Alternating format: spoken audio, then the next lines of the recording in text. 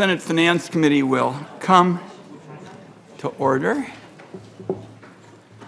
We're meeting today to discuss with Secretary Becerra the budget and the Department of Health and Human Services. The President's budget comes down to a simple proposition: helping working families and the middle class get ahead and reducing the federal deficit are not mutually exclusive. So today, we're committed to doing both. When it comes to health care, that means protecting Medicare for the next generation by making sure that the wealthy pay their fair share in taxes, strengthening Medicare's negotiating power for the cost of prescription medicine, and investing in priorities like mental health care, home-based care, and the health care workforce. That's a sharp contrast to the Republican approach to the federal budget. Since the beginning of the year, there's basically been a demand for secret negotiations on unspecified cuts to federal programs while holding hostage the full faith and credit of the United States government.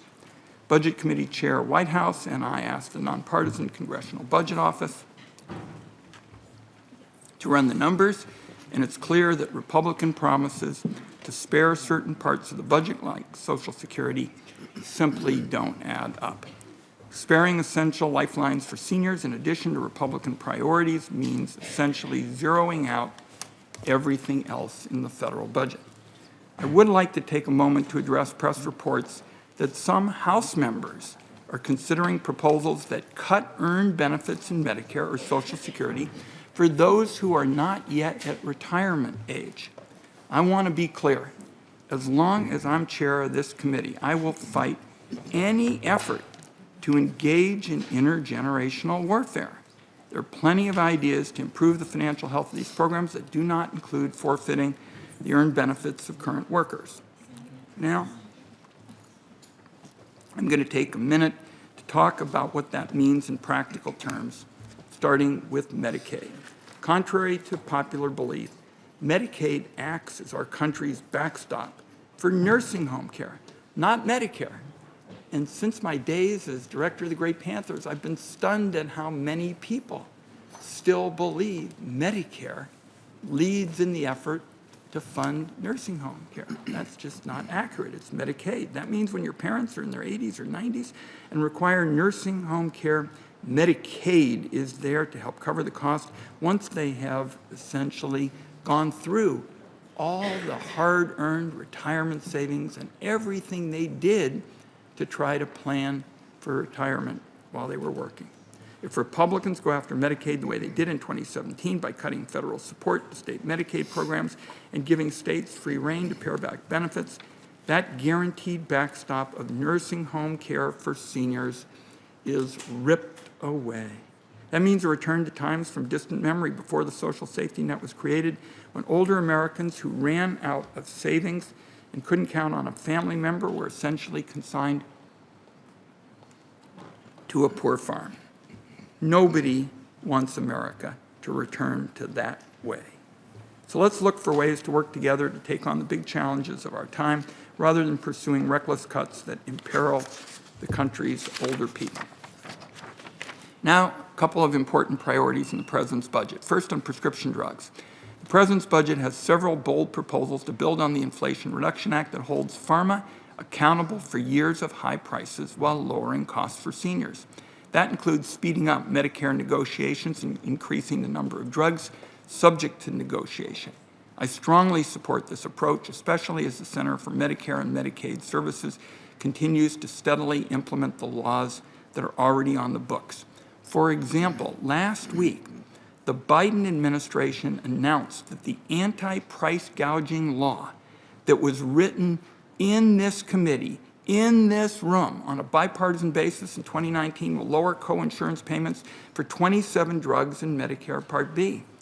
Part B pays for prescription drugs to treat diseases like cancer and rheumatoid arthritis administered in a physician's office. That includes Humira. And folks, Humira is Exhibit A for why drug pricing reforms were needed in the first place. Important steps like these co-insurance reductions, free vaccines, and the insulin cost cap and Medicare are just the beginning of the big league impact this law will have on Americans' health care costs.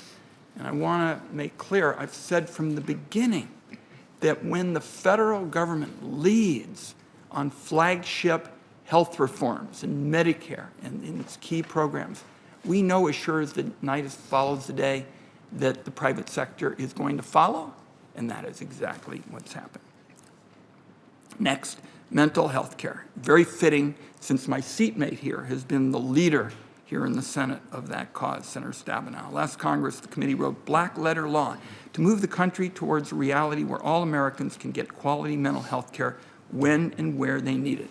I especially want to thank my partner here on the Finance Committee, Senator Crapo. At the beginning of 2021, we said on mental health care, we are going to be ready on every single bill, every single one, to make sure that we advance the cause of mental health needs. And we were able to do that on the gun safety law with improved mental health care in schools, funding for community behavioral health centers, led, as I mentioned, by Senator Stabenow, coverage for therapists in Medicare, new GME slots for psychiatrists. And Senator Crapo and I talk often about this, and we intend to continue our mental health work in this Congress, again, in a bipartisan way. Now, one final point with respect to mental health care to clear up a little confusion. When it comes to mental health parity, the Congress passed a landmark law in 2008 based on the proposition that physical and mental health would be treated equally. That, unfortunately, doesn't happen today. 15 years after the law was written, the insurance companies, the big insurance companies, are still finding ways to drag their feet on carrying out the parity law with respect to mental health. So the challenge for the committee is to stop the foot dragging that is taking place under current law, colleagues, the 2008 law, and develop fresh approaches to give Americans what they thought they were getting in 2008. The President's budget takes important steps in that direction, and I'm pleased that Senator Bennett also is leading the way to put mental health care on a better footing. We're also pleased that the President's budget takes a big step when it comes to postpartum coverage for new mothers in Medicaid. At the end of last year, Congress came together on a bipartisan basis to create an option for every state to cover postpartum care for new mothers for 12 months. The President's budget, to its credit, takes the next step to make that coverage available for the country. Finally, I want to say I think all of us had a chance over the last few days to read a stunning report about cracks in the healthcare system for disabled folks that was reported on the Washington Post. We're going to need to develop smarter policies that provide long-term care options for families to get the care that is best for them. One option is offered by our colleague from Pennsylvania, Senator Casey, for home and community-based services, and we're going to continue to promote that. So this is all about making some smart investments in better health for the people of this country, consistent with showing that you can do that while reducing the federal budget deficit. After Senator Crapo has a chance to make his opening remarks, we'll introduce Senator Becerra and we will get underway. Senator Crapo.